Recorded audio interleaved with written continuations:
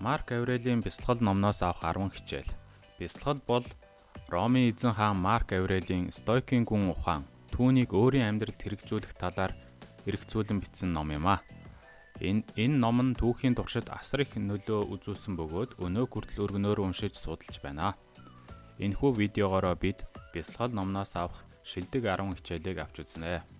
1. Эргцүүлэх дадал. Марк Аврель нь яг одоо цагт амьдарч өөрийн бодол санаа, үйлдэлээ ухамсарлахыг зөвлөдгөө. Тэрээр хянаж чадахгүй, өөрчилж чадахгүй зүйлдээ цагаа бүүр гэж бичжээ. 2. Өөрийгөө хянах чадварыг төлөвшүүлэх. Марк Аврель нь ариун журамтай амьдрахад өөрийгөө хянах сахилга бат чухал болохыг онцолжээ. Тэрээр хүсэл тэмүүлдээ бүү авт, харин хүсэл тэмүүлдээ захир гэж бичсэн байдаг.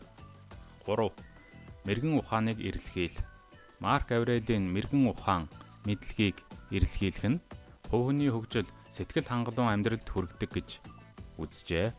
Тэрээр ухаантай хүн бол үнэт цэнтэй зүйл, үн цэнгүй зүйлийг ялгаж сурсан хүн юм а гэж бичжээ. 4. Талархлыг дадлагжуулах.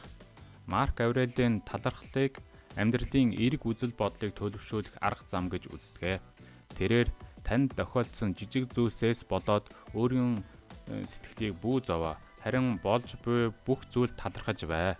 Учир нь энэ бүхэн таны хувь хүний өсөл төгжөлтөнд хувь нэмрээ оруулдаг гэж бичжээ. 5. Даруй байдлыг төлөвшүүлэх. Марк Аврелийн даруй байхыг зөвлөдөг ба энэ нь бардам зантай тэмцэх, зайлсхийх арга зам гэж үзжээ. Тэрээр өөрийгөө бусдаас илүү гэж бүү бод, эсвэл тэднээс илүү ихийг хийсэн гэж бүү бод.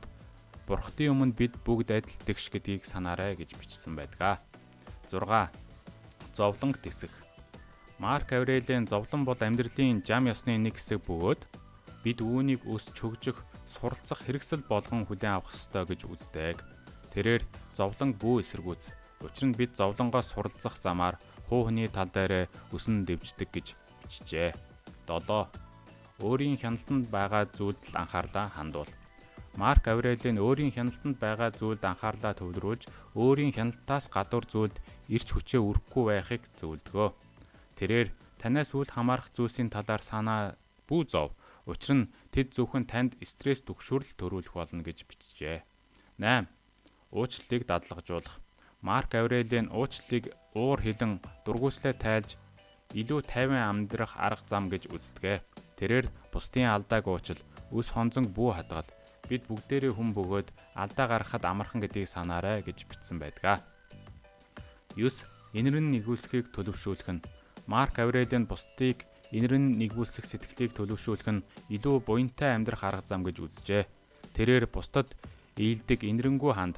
Учир нь бид бүгд хоорондоо холбоотой бөгөөд бие биенээсээ хамааралтай гэж бичжээ. 10. Дотоод амар амгалан эрэлхийл. Марк Аврелийн дотоод амар амгалан эрэлхийлэх нь сэтгэл хангалуун, утга учиртай амьдрах арга зам гэж үздэг. Тэрээр амьдралын туйлын зорилго бол гадаад амжилт, материалын баялаг биш, харин дотоод амар амгалан, сэтгэл ханамж юм а гэж бичжээ.